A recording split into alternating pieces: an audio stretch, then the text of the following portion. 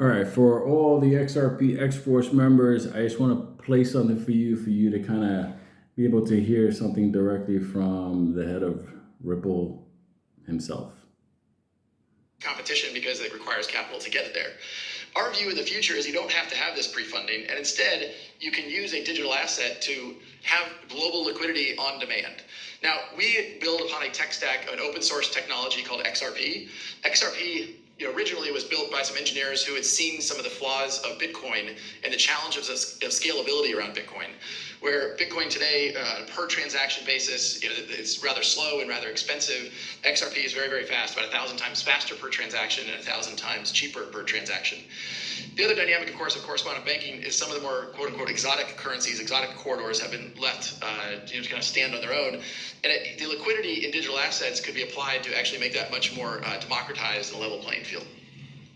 Ripple's vision from the beginning really has been to apply these technologies in the same way that TCP/IP and HTTP are the technologies underpinning the Internet of Information. These blockchain technologies will be the underpinnings of an Internet of Value, where we have connected devices, we have connected information that will allow payments to flow. And as Norman was describing, if you're a large corporation moving $100 million, that's one thing. If you're a freelancer working in the Philippines doing design work for a company in London and you want to get paid $30 or 30 pesos, Philippine pesos, that's not a transaction that can easily be enabled. And in fact, for the companies that enable that, they require the freelancer to set up an account, and they don't actually pay it out until there's roughly 1,000 USD sitting in that account, and then they would pay. Let me explain something to you. That little piece, that little excerpt there shows right there the reality of the beautiful thing about XRP within that ODL system. The banks, the big banks and corporations don't have to pre-fund their accounts. So the idea they can connect to this exchange, move XRP back and forth, representing the money or value, and at the end of the day, that's what makes the price of the XRP go up. But please understand something. He also touched about something at the end that opens up another corridor that a lot of people are not looking at. If you're a small-time business person, a lot of times when you're getting paid by, let's say, a company, they don't pay you until you reach a certain dollar value because of the cost associated with that. Because it costs, let's say it costs $5 to move $1,000. Well, it's the same $5 it will cost to move 50. So the idea is they pay a lot of independent small businesses and yada yada, self-employed people, licensed professionals.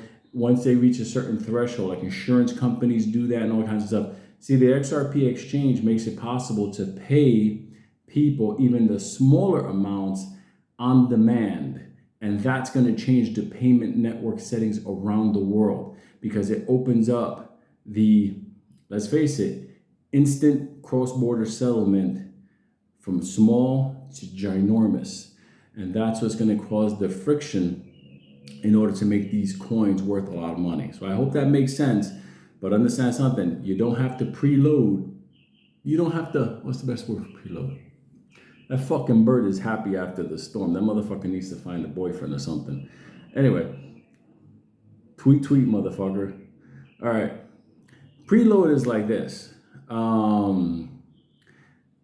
It's like adding to your account before you do a transaction, the cost of it. It's just, that was one of the stumbling blocks from before, the idea of passing a certain threshold. They don't have to do that. They don't have to buy X amount of, XRP before doing. No, with this exchange, the ODL, they seamless. It's fast. They plug in, they move money for pennies, instant. So big or small, payments go through fast without preloading. That's one of the things the banks hated. So hope that made sense.